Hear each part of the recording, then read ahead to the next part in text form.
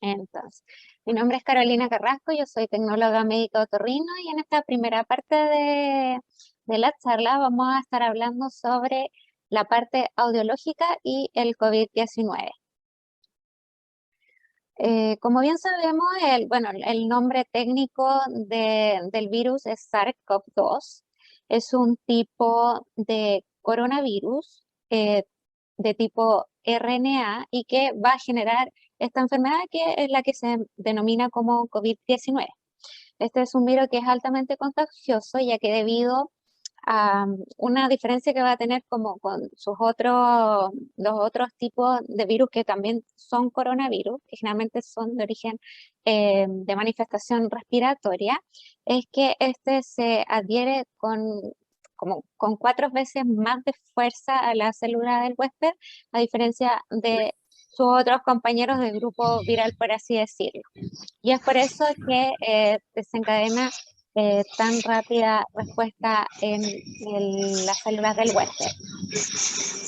Este va a tener una proteína, que es la que vemos aquí en la superficie de la imagen, que es una proteína spike que va a estar recubierta con glicanos, que es un tipo de azúcar y que es lo que permite, digamos, de cierta forma, engañar a las células inmunes del organismo que está invadiendo. Se va a unir a un tipo de receptor que es el receptor de la enzima convertidora de angiotensina 2, el cual se expresa en en distintas partes de nuestro cuerpo, en distintas células, principalmente en las pulmonares, que por eso que este virus va a tener en su mayoría una manifestación respiratoria, pero estos receptores también se encuentran expresados en distintos vasos, arterias, venas, así como en nuestro sistema nervioso. También las glías y neuronas expresan este tipo de receptor. Entonces hay una estructura que va a cortar esta proteína y va a permitir la fusión de membranas entre el virus y la célula del huésped, generándose así el proceso de replicación viral, que es parte del proceso infeccioso. Entonces, en términos generales, lo que va a hacer la enfermedad de COVID-19 va a ser una manifestación de una enfermedad respiratoria leve a moderada y en general los pacientes se van a recuperar sin requerir un tratamiento especial. Eso es en la mayoría de los casos, porque ya sabemos que esta enfermedad puede generar mucha gravedad. En el caso de las manifestaciones nos vamos a enfocar obviamente en todas aquellas que se han mencionado y que se han visto dentro del área de la otorrinolaringología.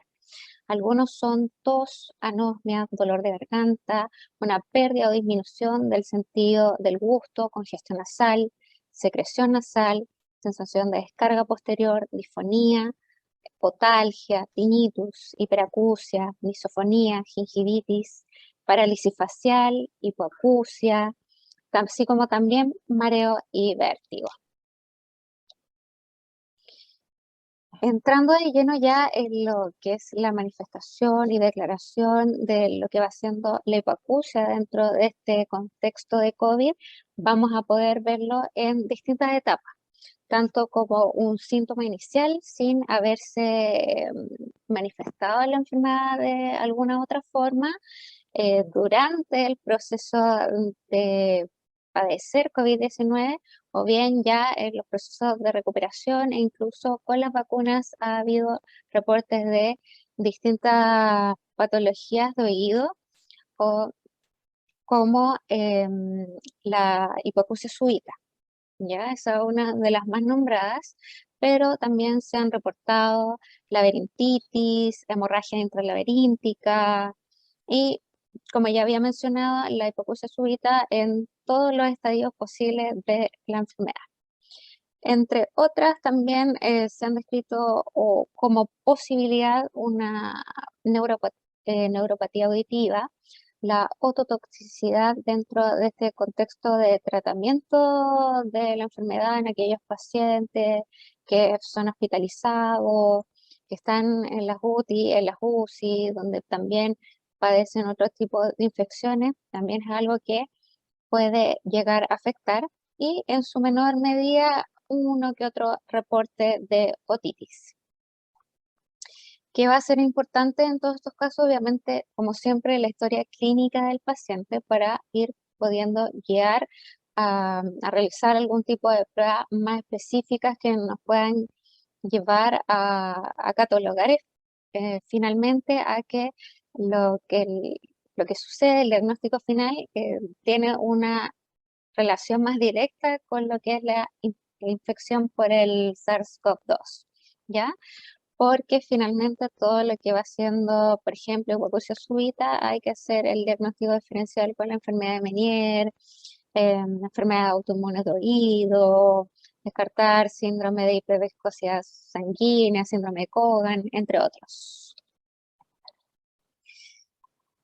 Para ver cómo es que nosotros podemos ver que sea finalmente el COVID-19 el causante de estas patologías de oído, sobre todo la hipoacusia súbita, hay que poder entender un poquitito los mecanismos que van a hacer la afección de las células del huésped y de los sistemas en general.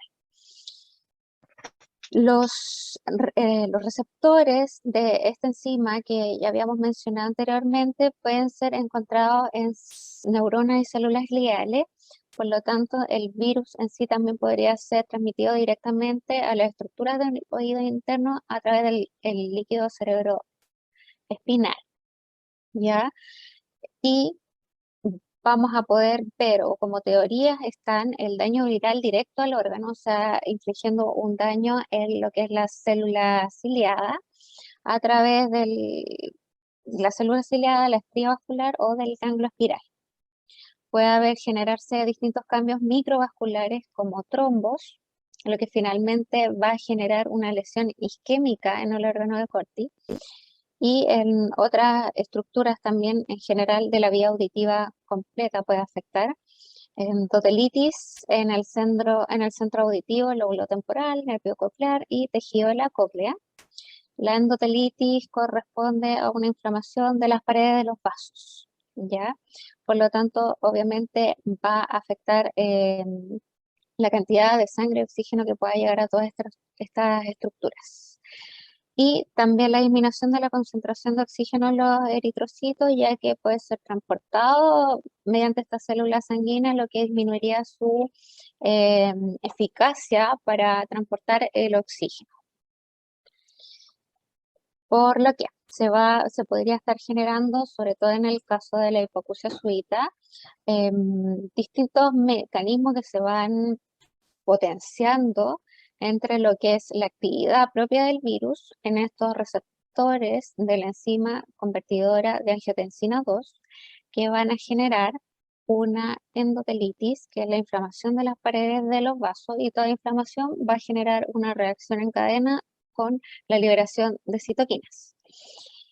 Se ha visto también que estos pacientes cuando tienen una hipoacusia súbita hay una alteración en los niveles de serotonina en la sangre. Por lo tanto, estos niveles elevados de serotonina va a generar una activación de las plaquetas. Se pueden generar esta desregulación en el tema de la coagulación, generando hiperviscosidad, una deformación de los eritrocitos, un endurecimiento de los vasos, lo que finalmente va a favorecer todo este tema de las microtrombosis en las distintas estructuras. Ya esto en realidad aplica no tan solamente al oído.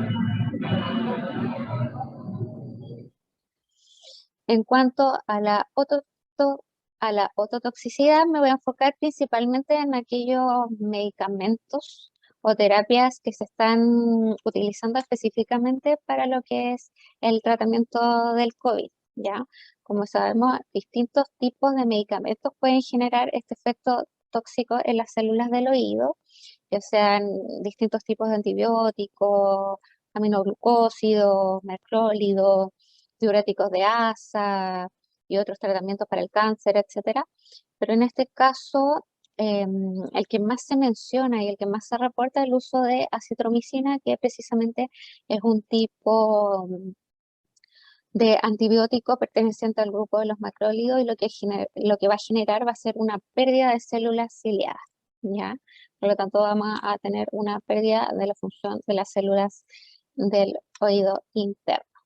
Existen otros tipos de antivirales como el lopinavir, ritonavir, ribavirin, que finalmente en estas terapias no está 100% claro cuál es el mecanismo de daño en la cóclea, pero se ha visto que, por ejemplo, con el lopinavir hay una disminución de la viabilidad de las células auditivas de este grupo, que corresponde a un tipo de células utilizadas en laboratorio para estudios auditivos, ya que corresponden a células de ratón. Entonces pierden viabilidad. Con el interferón no se observa pérdidas de células ciliadas, pero sí hay cambios histológicos y se va viendo en estudio animal que estos especímenes van presentando un umbral del potencial evocado más elevado. Con el ribavirin se ha visto que la interacción entre el interferón y ribavirin va a generar una mayor tasa de pérdida auditiva permanente. Y también vamos a mencionar la cloroquina y la hidroxicloroquina, que es un tratamiento que se habló mucho al comienzo de la aparición del COVID-19. Estos son medicamentos utilizados para el tratamiento de la malaria o de enfermedades autoinmunes. Y si bien no se conoce muy bien el efecto tóxico que puede tener en el oído, la dosis que se utiliza y el tiempo de tratamiento que se estaba utilizando era más elevado que, por ejemplo, para las primeras patologías para lo que fueron utilizados, ¿ya? Entonces, para el COVID se estaba utilizando en mayor cantidad y en mayor em, cantidad de tiempo, por lo que favorecía obviamente la aparición de estos efectos adversos. Un tema que también es muy importante en el área audiológica es el tinnitus. Aquí voy a mencionar el estudio que se llama Cambios en la experiencia del tinnitus durante la pandemia COVID-19, que es uno de los estudios más importantes que hay, donde hubo una cantidad de participantes cercano a los 3.000. Involucró a personas de distintos países, ya que fue una encuesta que se aplicó vía online. Tres grandes conclusiones que se dan sobre este estudio es que obviamente la disminución del bienestar psicológico es algo que marcó y que sigue marcando aún esta situación de pandemia, que se ve un aumento de la ansiedad y la depresión, esto ya en la población en general. Pero obviamente en los pacientes que tienen este síntoma que es el tinnitus, hay una gran vinculación con esta otras patologías de salud mental o condiciones de salud mental, porque el tinnitus se relaciona ampliamente con el sistema límbico, ¿ya? En cuanto a los pacientes que eh, dieron positivo al test de COVID, el 58% de estos pacientes que ya tenían el síntoma reportaron que su tinnitus fue exacerbado por esta infección viral. Y también se veía que dentro de los pacientes que padecían tinnitus, aquellas, en general, las mujeres más jóvenes tendían a considerar el tinnitus más molesto por distintos factores, entre los que ellos hablaban la carga laboral, el cuidado de los niños y las labores en general que había que hacer en la casa. Era una sobrecarga, sobre todo para este grupo de población. ¿Se escucha?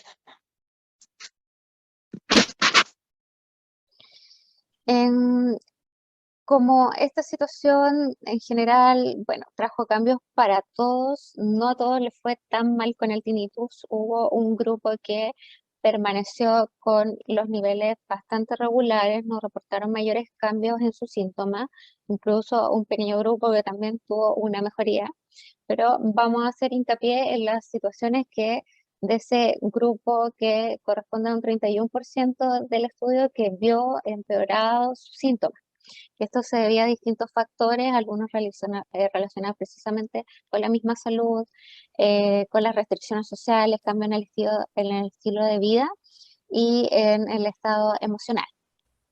Lo que tiene que ver con factores relacionados con la salud, tiene que ver con preocupación acerca de la salud en general, de la familia, el miedo a poder contraer el virus, los efectos de haber padecido el virus, la dificultad del acceso a lo que era la salud auditiva, en específico, el consumo de algunos medicamentos, etcétera.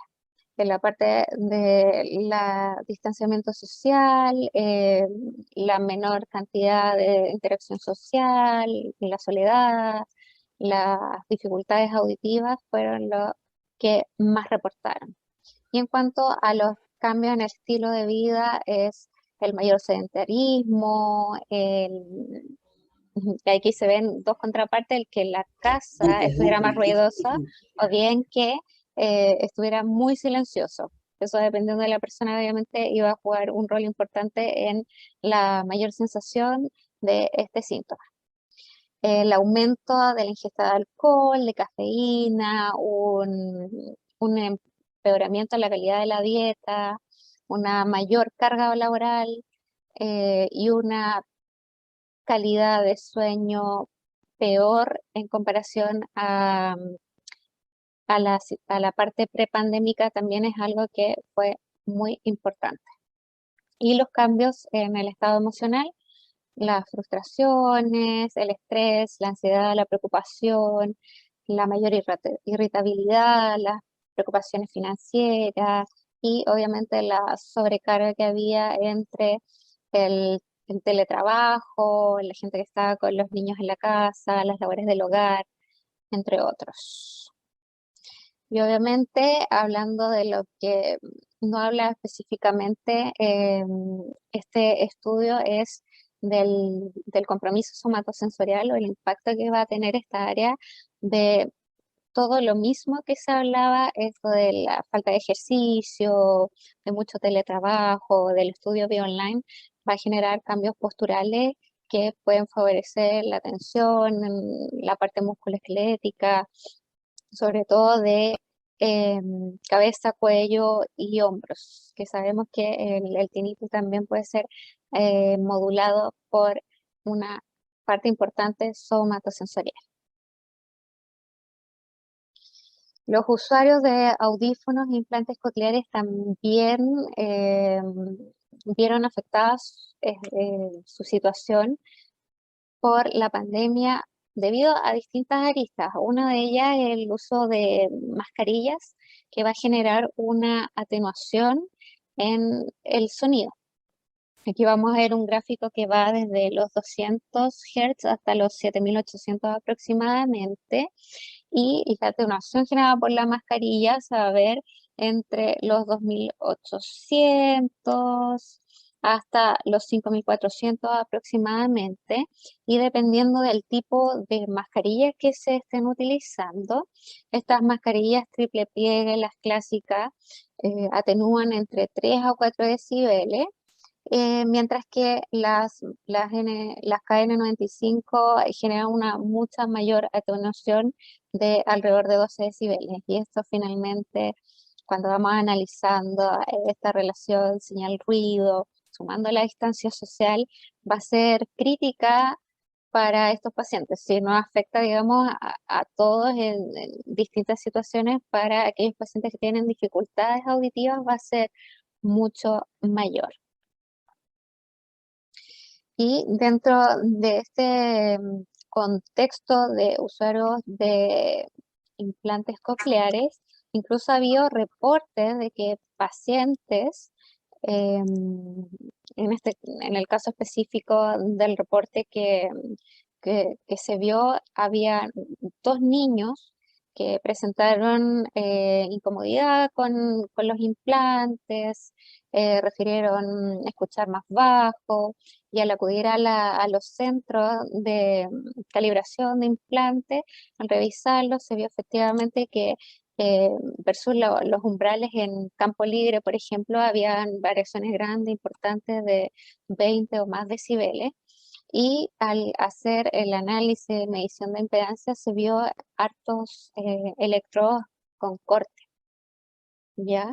Finalmente, después de todo esto, los niños empezaron a presentar los síntomas del COVID y finalmente se terminó confirmando de que efectivamente tenían el virus y la manifestación con el implante coclear fue previo a eso. Esos serían los aspectos más importantes que ahora quería compartirles, al menos del área audiológica. Ahora va a seguir mi colega Enrique con la parte de vestibular.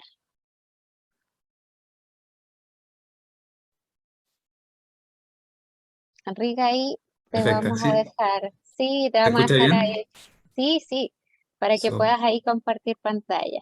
gracias.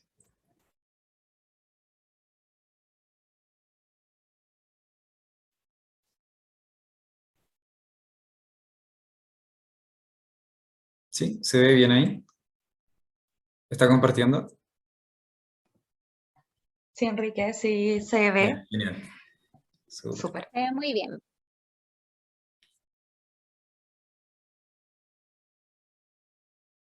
Bien, perfecto.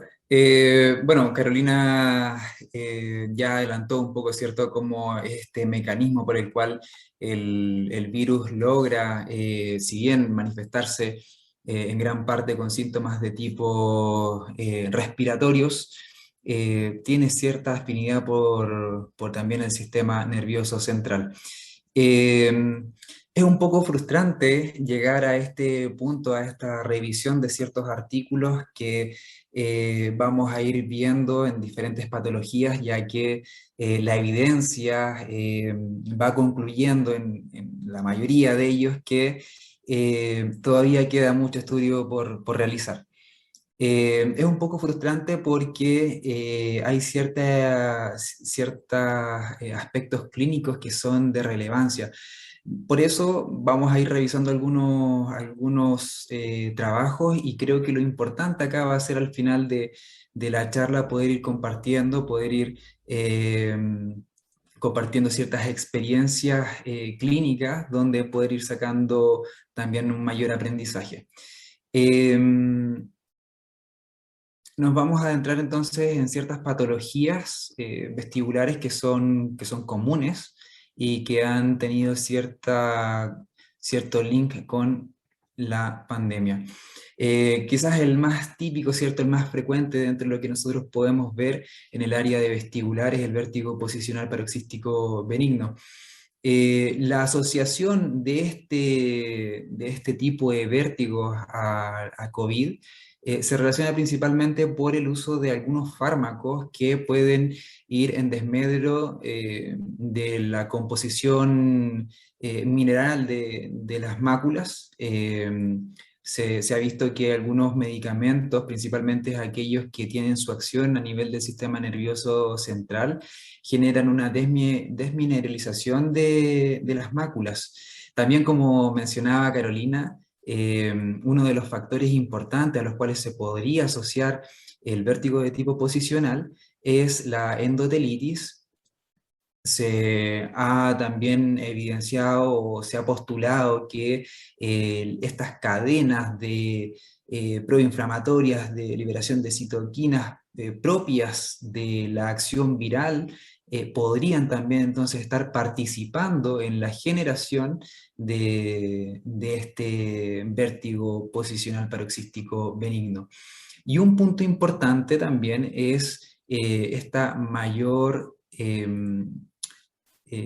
estados de reposo que se pueden tener producto de los periodos de cuarentena y se ha visto, se ha reportado casos de personas que al estar con respiración mecánica, producto del contagio, han tenido vértigos de tipo posicionales.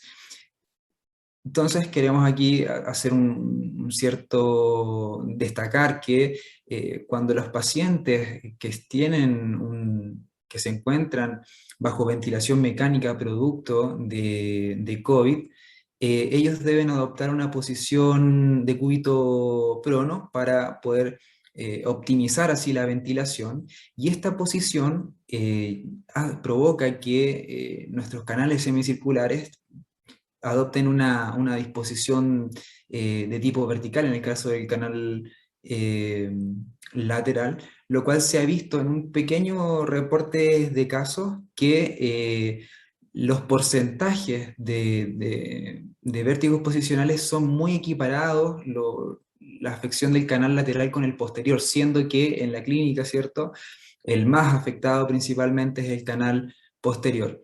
Ahora, el tema de la posición o los reposos no es algo actual.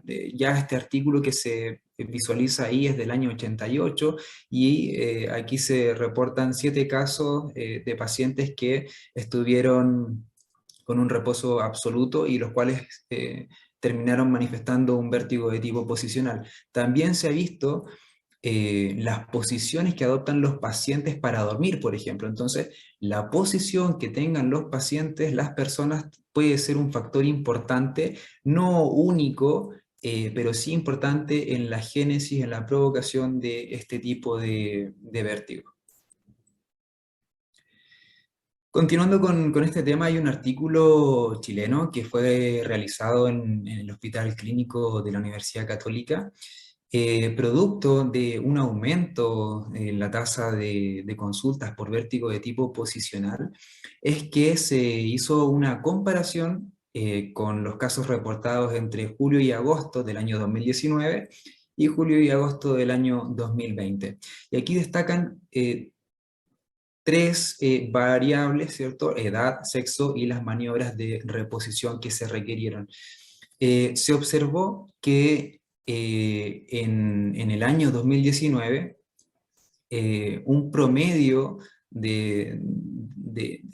entre julio y agosto, ¿cierto?, de personas que consultaron fueron alrededor de 54 personas, mientras que en el periodo de pandemia, en el año 2020, fueron aproximadamente 99. Entonces aumentó mucho más la consulta por este tipo de vértigo, y la edad de los pacientes también hubo una variación. Si bien en el año 2019 oscilaban cerca de los 61 años, esta vez en el año 2020, en el periodo de pandemia, disminuyó esa edad a cerca de 54 años de promedio. En el sexo se mantuvo muy similar, ¿ya?, siempre afectando principalmente a las mujeres en el año 2019, y se equiparó un tanto más en el año 2020. Se observó que en el año 2019 cerca del 70% las personas, los pacientes requerían de maniobras de reposición de partículas, versus el año 2020 que solamente necesitaba aproximadamente el 40% de los consultantes. Si bien este artículo tiene algunos sesgos, ¿ciertos?, de investigación, al ser un trabajo de tipo retrospectivo, ¿cierto?, hay algunas informaciones que son inherentes, que se pueden escapar. Hay algunas información que es relevante, que es, por ejemplo, la concentración, los niveles que ellos muestran de vitamina D. Se observó que de estos 99 pacientes del año 2020, en 28 de ellos en los cuales se pudo hacer una evaluación de la concentración de vitamina D, en 27 de ellos había un nivel crítico, una insuficiencia de vitamina D. Y como sabemos, la vitamina D tiene una participación importante en la mineralización, en la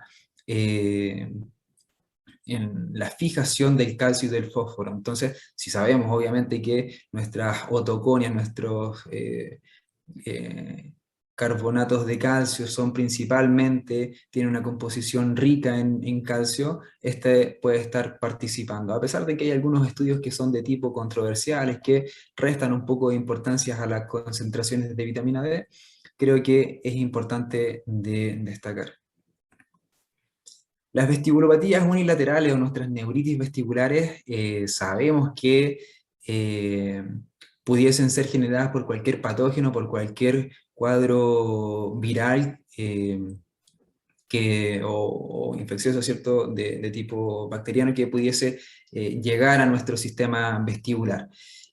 Posiblemente, producto de la pandemia, estamos más atentos a si acaso esta neuritis vestibular tuvo un génesis en producto del virus de COVID, ¿cierto?, el SARS. Sin embargo, los estudios que se han reportado son escasos, son con una evidencia un tanto débil, y este artículo que se menciona acá, que estudia y compara las vestibulopatías unilaterales, estos síndromes vertiginosos agudos, han dicho que el número de casos de síndrome vertiginosos agudos, al menos en 5 hospitales franceses, no hubo una variación entre el año 2018, 19 y 20. Para tener bibliografía. Por favor, dejar los micrófonos en silencio. Tampoco hubo una variación entre los hospitales de alto riesgo o de bajo riesgo de COVID. La gravedad de los casos no fue mayor producto de COVID, y la comorbilidad entre un síndrome vertiginoso agudo y el virus de COVID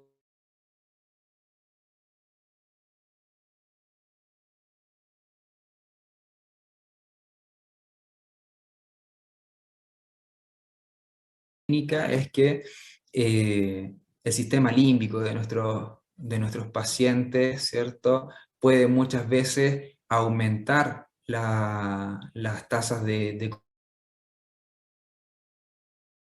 existentes, muchas veces uno de los motivos de consultas que más llegan a nuestra clínica. Y en este trabajo se mostró que hubo un incremento de un 28.5% a un 34%, 34.6%, lo cual se repercutió mucho más en mujeres. Cerca de un 67% de los casos eran mujeres, y afectó principalmente a la edad mediana y ancianos. Mediana quiere decir va en un rango etario entre los 45 a 59 años, y los ancianos estaban en un grupo sobre los 70 años. Ya, lo cual también se cuadra con lo que mencionaba Carolina, donde muchas veces esta edad mediana, donde muchas veces son las personas que cumplen un rol económico dentro de la familia, de financiamiento, ¿cierto? Muchos de ellos quedaron sin trabajo, y muchas veces nuestro sistema límbico, ¿cierto?, nuestras preocupaciones, estrés, también pueden estar gatillando esta distorsión finalmente de nuestro sistema del equilibrio. ¿Ya? Y los autores lo que hacen entonces es un llamado a que, junto con la evaluación, junto con las terapias de rehabilitación, es importante no descuidar la salud mental de los pacientes. Otro punto importante que ya mencionaba Carolina es el tema de las vacunas y los síntomas otoneurológicos. Se ha evidenciado que Pfizer, por ejemplo, en 2 estudios al menos, uno de una mayor muestra que reúne cerca de 21.000 personas, no reportó mareos ni vértigos. Sin embargo, en estudios que son más pequeños, cerca de 1.200 personas, sí se logró evidenciar que al menos en el 8% las personas reportaban mareos, y el 2.4% refería vértigo. La vacuna de tipo Moderna también ocurre la misma tónica. En un estudio de una gran muestra, cerca de 15.000 personas, no reporta mareos ni vértigo, pero sin embargo en estudios más pequeños, acá se muestran 432 personas, sí se logra evidenciar que de esta muestra el 14% reportó mareo y el 3% vértigo. ahí, entre paréntesis, se identifica como similar, ya que lo que plantean los autores que puede ser vértigo, puede ser un vértigo de tipo rotatorio, no queda bien definido. En este tipo de artículos donde se intenta abarcar un gran número de muestras es posible que el cribaje no sea el óptimo y por eso es que quizás nos estemos saltando ese tipo de manifestaciones por parte de los pacientes. Además que sabemos que reportar mareos o vértigos ya resulta un poco difícil definirlo a nosotros, mucho más va a ser para los pacientes.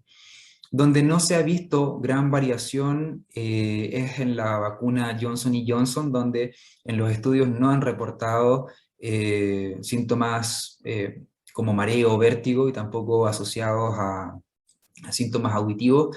Esto puede ser por la composición de cada una de las vacunas. Tanto Pfizer como Moderna trabajan con un ARN mensajero y Johnson y Johnson más bien trabaja con una modificación del virus, pero trabaja con una cadena de ADN. Es posible que esa variación sintética que hace Johnson y Johnson esté participando. Sin embargo, las manifestaciones adversas que reportan tanto Pfizer, Moderna como Johnson y Johnson son muy similares, ¿cierto? Otro artículo importante a destacar es donde se menciona cómo las vacunas finalmente han repercutido en personas que ya contaban con una comorbilidad otoneurológica. Se ha visto que tanto en enfermedades de Meniere como migrañas vestibulares y enfermedades autoinmunes de oído interno han tenido una mayor activación y en el caso de la enfermedad de Meniere también han tenido una mayor incidencia. Se han reportado nuevos casos a partir de la pandemia. Y es aquí donde se postula que posiblemente el factor estrés esté gatillando la aparición de este tipo de cuadros. Bueno, para ir finalizando y dar chance a un espacio más de conversación, destacamos obviamente la necesidad de hacer una evaluación notoneurológica detallada. Sabemos que nuestro equipo de Otometrics nos permite hacer una evaluación completa a través del ICS Impulse con pruebas calóricas, oculomotoras, posicionales, evaluación de EBG tanto en su forma de supresión del BOR como en su paradigma HIMP, como también en la visualización con nuestros lentes de Frenzel. Una evaluación auditiva con nuestro AcuScreen que nos permite hacer una evaluación tanto de potencial auditivo y de emisiones otoacústicas, y nuestro equipo de Astera 2 que nos va a permitir evaluar nuestras frecuencias auditivas convencionales como también de alta frecuencia.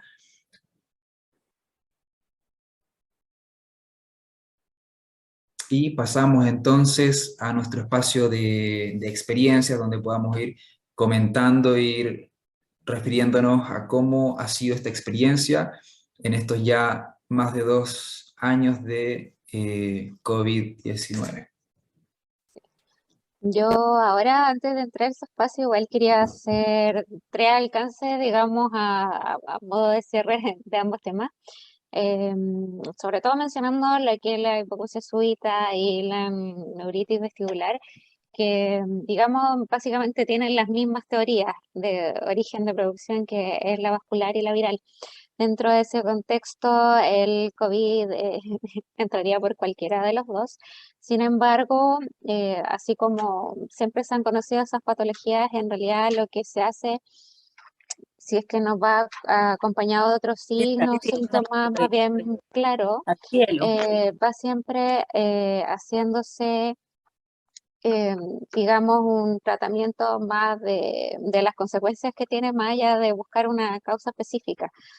Todas las publicaciones que se ven de los de reportes de casos que hay asociados a hipoacusia súbita, no en todo se hace como un análisis, exámenes de sangre, estudio de virus para descartar VIH, sífilis, entre otros tipos de virus que pueden afectar, o enfermedades que pueda tener el paciente de coagulación, entre otras. No todos los estudios son tan acuciosos para mencionar todo eso. Lo mismo con las vacunas, de repente también a veces más la coincidencia temporal entre la vacuna o la manifestación de cierta enfermedad que podría ser atribuible a, pero es necesario para poder en el fondo definir y tratar de, por último, hacer por descarte la búsqueda de la causa para decir finalmente que es el COVID-19 y no es una patología base del paciente o la suma de hartas cosas que también puede ser.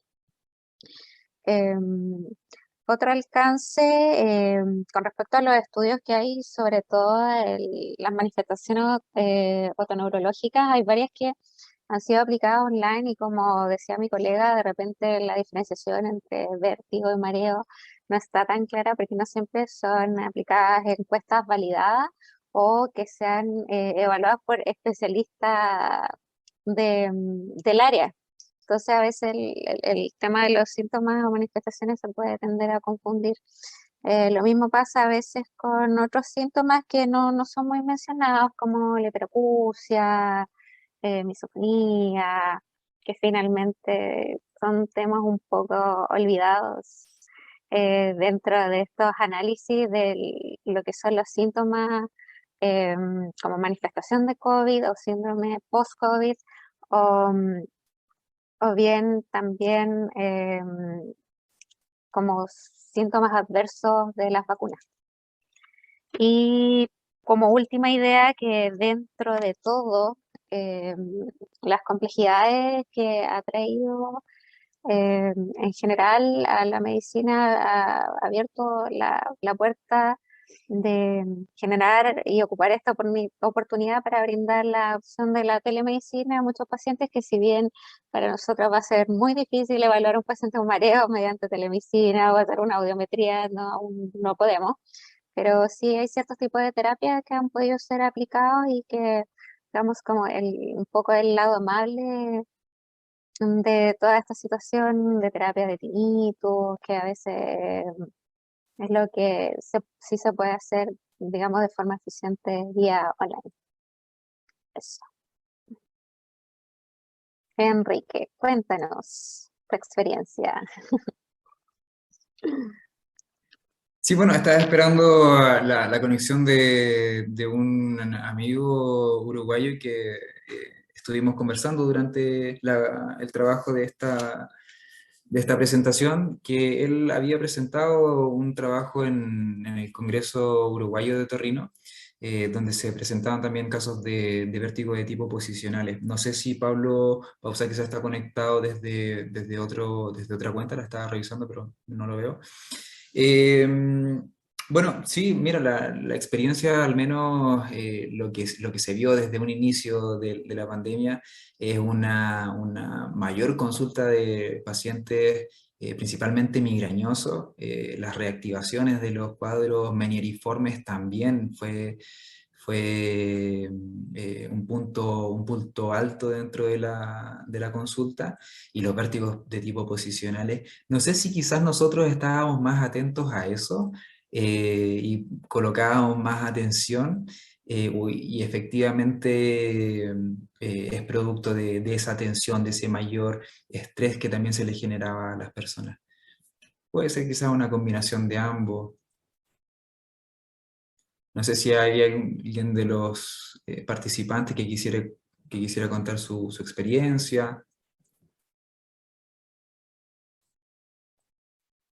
Si hay alguien que quiera contar lo que vio en su centro de trabajo, hospital, centro médico, puede escribir en el chat y nosotros ahí podemos activarles el audio si es que no se Creo les que permite el Creo que dentro del chat habían solicitado los trabajos, ningún problema, ahí los podemos compartir.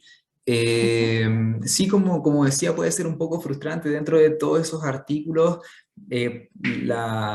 Por ejemplo, en el caso de las vestibulopatías unilaterales, las neuritis, El diagnóstico de ese tipo de casos se hacía principalmente a través de la semiología, a través de la anamnesis. Una aparición de un vértigo agudo, con intolerancia al movimiento cefálico, vómitos, náuseas. Sin embargo, muchos de estos estudios carecían de exploración vestibular, de ni siquiera una prueba calórica o un VGIT, evaluaciones oculomotoras. Se mencionaba, por ejemplo, en algunos casos la evaluación de nistagmo espontáneo, ¿ya? Pero nada más que eso. Y eso es un poco frustrante para nosotros que somos del área y que lo que queremos ir a ver, si se está hablando de una neuritis vestibular, si se está hablando de este tipo de cuadros, lo que nosotros queremos ver es ese tipo de evaluaciones. Pero eso obviamente está dado porque las revistas que publican este tipo de trabajos no siempre son del área de otorrinolaringología. Entonces, son consultas que llegan principalmente a urgencia. Entonces, es por eso que se carece de ese tipo de estudios otoneurológicos. Se han evidenciado también, se han reportado algunos casos de eh, cerebelo, una inflamación cerebelosa, pero a lo que se ha asociado principalmente es a la... ¿Alguien levantó la mano? Sí, Cecilia Aprovechemos. Antunes. Sí. Sí. Hola, Hola Hola. Cecilia, hola, mucho mira, lo gusto. que pasa, hola, gracias. Mire, lo que pasa es que igual yo trabajo, bueno, soy fonoaudióloga, pero hace muchos años me dedico, soy TENS también y trabajo en un servicio de urgencia. Entonces, claro, con lo Ujú. que estaban hablando, de verdad que yo, claro, no me dedico 100% a audiología porque no he podido, me encanta el área de audiología, y claro, llega mucho paciente con vértigo y simplemente se les da un medicamento para el vértigo, para el mareo y para la casa. Más estudios tampoco se les indican. O sea, cuando yo estoy en turno trato de derivarlos con médicos y aún así, de verdad que los médicos en atención primaria están súper poco capacitados en lo que es audiología.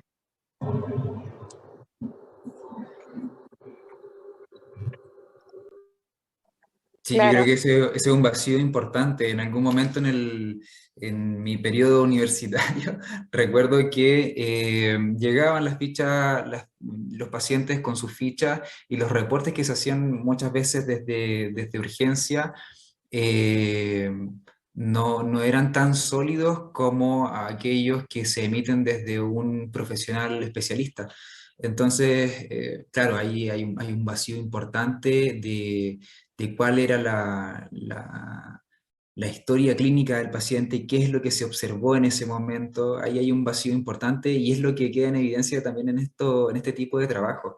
Entonces, es un poco frustrante también, como mencionaba, eh, leer este tipo de artículos donde lo que nosotros queremos ver es un registro autoneurológico, una evaluación autoneurológica acabada y muchas veces en, eh, no nos vemos eso reflejado en los trabajos, pero bueno, esperemos que como muchas conclusiones de los trabajos dicen que esto todavía va a reportar más información más adelante, esperemos que sea así. Sí. También pasó que yo creo que puede influir, nosotros igual vamos revisando en el fondo todo lo que es 2020, lo estamos viendo 2021, la mayoría de las publicaciones, y considerar que, bueno, al menos lo que se vio en Chile, que al comienzo de la pandemia también cerraron muchos servicios, que los servicios de otorrino en algunos hospitales estaban atendiendo solo urgencia, y muchos centros médicos también estuvo meses sin funcionar debido a la situación, a la implementación de medidas sanitarias, entre otros. Entonces, igual hay que seguir atentos a lo que va a seguir este año, ya que probablemente en 2022 vamos a ver publicaciones de este año también que van a tener más información donde no vamos a estar tan restringidos a la información, donde también va a poder haber una consulta más de especialidad y que ahora yo creo que en general toda la parte de otorrino está funcionando normal, con las medidas, digamos, de higiene necesaria, pero en cuanto a atención y disponibilidad de las evaluaciones y de médicos especialistas, mi apreciación es que está funcionando ya completamente normal en el sentido de volumen de pacientes que se están evaluando. Hay una consulta en el chat, dice, Ujú. por lo que vi en la presentación, ¿las vacunas aumentaron la aparición de tinnitus o entendí mal? Pregunta. No. A ver, en general el tinnitus es un síntoma que ignorado. Esa es la palabra, en la mayoría. Reportan cualquier cosa, o sea, bueno, no cualquier cosa, pero los síntomas más comunes que son dolor de cabeza, mialgia, fiebre, entre otros síntomas que no tienen que ver mucho con el área. Estudios que lo reporten específicamente son muy poquitos. En general lo que hay son más reportes de casos. Y en los reportes de casos hay de todo, desde pacientes que han tenido, o sea, que padecen tinnitus y que se les vio exacerbado post vacuna, o bien pacientes que no tenían tinnitus y que después de la vacuna quedaron con un tinnitus grado catastrófico. Eso es lo que hay. Pero en general, como síntoma, hay, no hay tanto énfasis en esa área en la parte de las vacunas.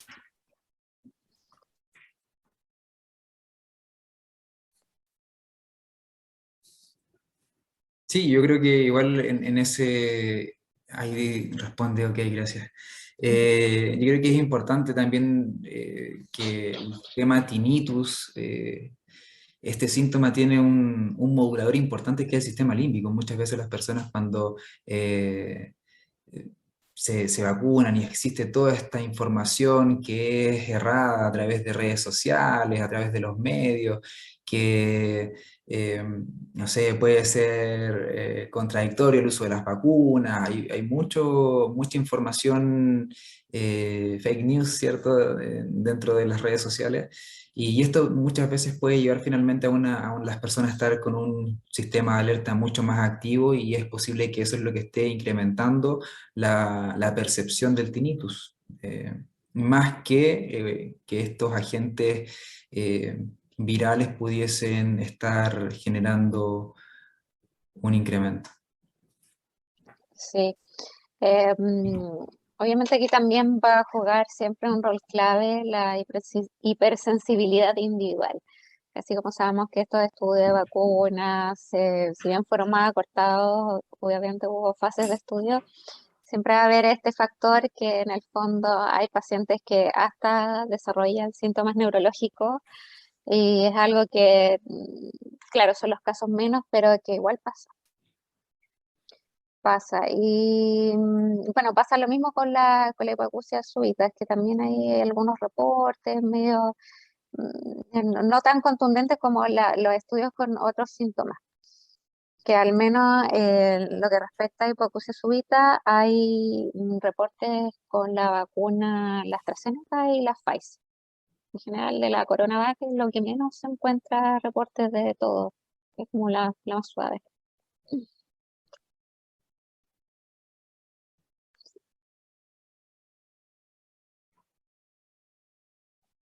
Ahí hay algunas otras preguntas, Sí, creo que se nos quedaron unas atrás. comentarios, sí, a ver. Hay una, dice, la presencia de cuadros post vacunas. ¿También han visto como neuronitis o migrañas vestibulares? Pregunta Ray Salazar. ¿Esa la había visto? ¿No parece, no? Sí, mira, lo que se ha reportado respecto a post vacuna es cuando ya existen cuadros, comorbilidades autoneurológicas, es la activación de estos. Se ha visto que principalmente en cuadros menieriformes,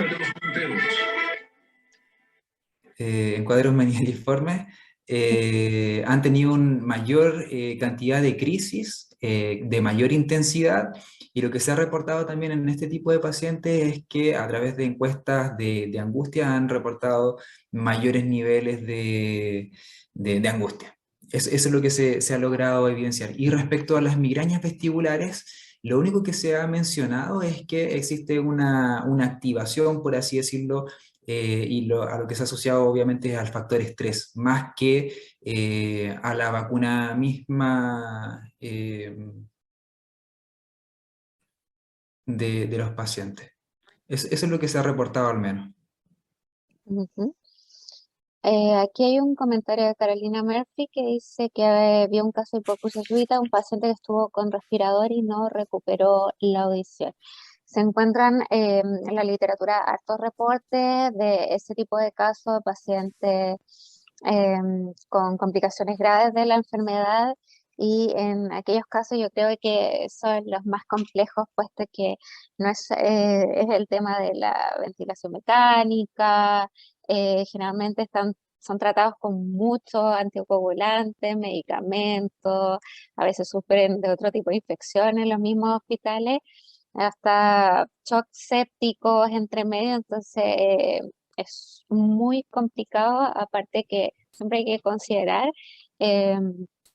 las otras comorbilidades que puedan tener los pacientes. Entonces, claro, y si estuvo con respirador, no sabemos específicamente en qué momento le sucedió, por lo tanto la consulta por la hipoacusia a veces muy tardía, y el tema de los corticoides no ayuda a veces por el tiempo que ha pasado, porque finalmente todo esto se va viendo lo de mayor gravedad y va quedando la audición dentro de las últimas cosas que van a evaluar. Cuando ya los pacientes están un poco mejor, con grados más conscientes, pueden manifestarlo, pero dentro de todo la posibilidad de evaluación y de tratamiento va a ser cuando el paciente esté dado de alta, quizás, porque la situación es muy compleja. Enrique, ahí hay una pregunta para ti. Dice la rehabilitación, ¿cierto? Sí. ¿Esa? La rehabilitación en pacientes de cuadros vestibulares post-COVID es más complicado. Bueno, mira, la verdad es que es más complicado cuando los pacientes han estado sometidos a largas internaciones, porque no solamente hay una cuestión vestibular detrás, sino que hay un deterioro físico de los pacientes. Por lo tanto, hay que salir desde el área vestibular, hay que salir del oído y ver al paciente desde una integralidad. Hay que ver al paciente desde cuestiones emocionales, ¿cierto? Desde cuestiones físicas, porque muchas veces los pacientes que están internados se les resta movilidad, entonces hay que trabajar nuevamente la musculatura, hay que trabajar nuevamente los centros de gravedad, hay que conocer nuevamente los límites que tiene el paciente en sus desplazamientos. Entonces, si una rehabilitación en los pacientes va a ser más compleja, claramente va a ser más complicado porque va a necesitar un abordaje integral. Sí. Y que puede estar concomitando siempre también con un compromiso que puede ser hasta neurológico, ya que por la naturaleza de la enfermedad se ha visto microhemorragia en distintos órganos, entre obviamente los pulmones y también áreas cerebrales. Entonces ya va siendo algo que probablemente el tipo de rehabilitación de esos pacientes muchas veces ni siquiera llega a nosotros. Va a llegar directamente a kinesiología y terapia ocupacional. Sí, yo creo que eso es importante, el trabajo interdisciplinario, el trabajo en Sí, equipo, va a ser fundamental para poder abordar de manera integral y ir abordando desde las diferentes áreas. Muchas veces una visualización del paciente solamente del vestíbulo va a ir en desmedro de su proceso de rehabilitación. Debemos verlo totalmente integral. Hay unos estudios que son bastante interesantes, bastante antiguos también, que dan énfasis a cómo nuestro sistema límbico, cómo el miedo